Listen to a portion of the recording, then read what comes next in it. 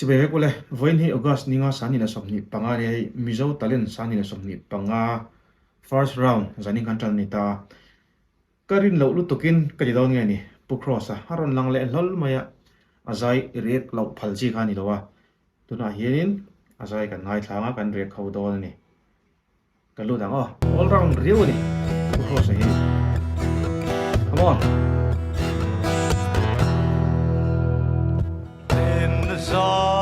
Zol kuya ori le tlap el si zoom demo pa cherem ha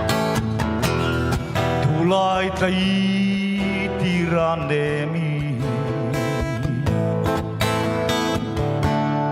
suilung adum sau nge kata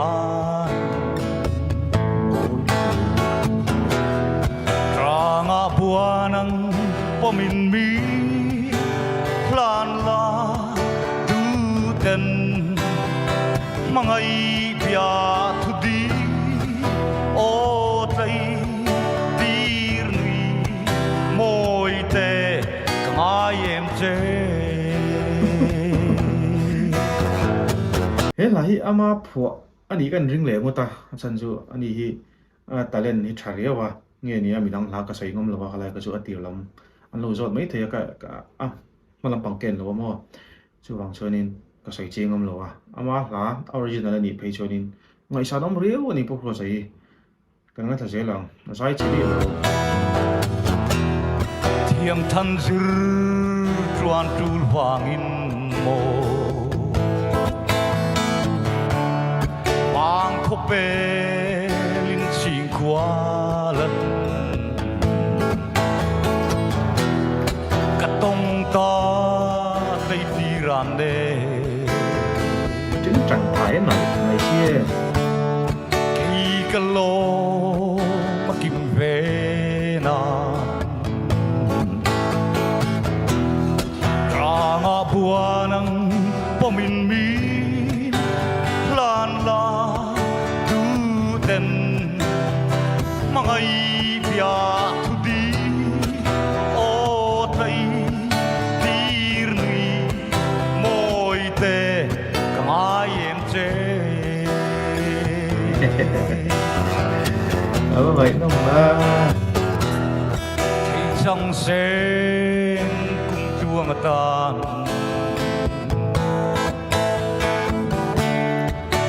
lum thoai chẳng mây tê la hầu tên len du ni la cây cà lô mà kim ghê yam ra ngã bùa nang pomin mi lan la tu ten mangai pia thu di o trai tir nui moi te kai em che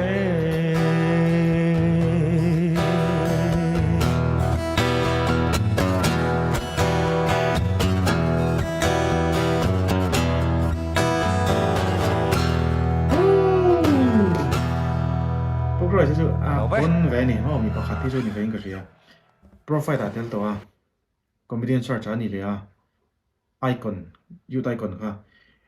LPS youth icon ka mo ta khan ani bogin ka sia chuan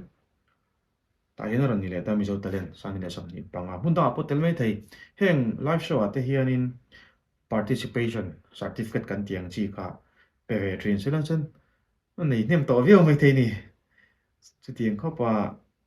mi khol lo chu ni poni se kan hu nan ka shelo wa azai tha ka tia he Mizo talent sang ni som ni pangai ka she dan chuan ei tu na hian first round ani ta audition round kha live in an tilo an ma ni khanin nge ni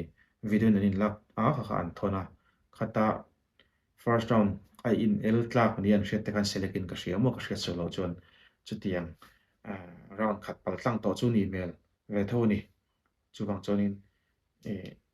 an nep lo mo a theu neu lo a mai lo ve ta ni yung po ni sela a mu no ma zai la pati pathum bu chuk en man a mu no ma a ngai nom no ma beng mit atleya mo chuwang sonin a full video en du ta nin description a hianin a link karan pin do ni lo ven do ni a mizo talent sani som ni panga mu nom so don khop mai tok patang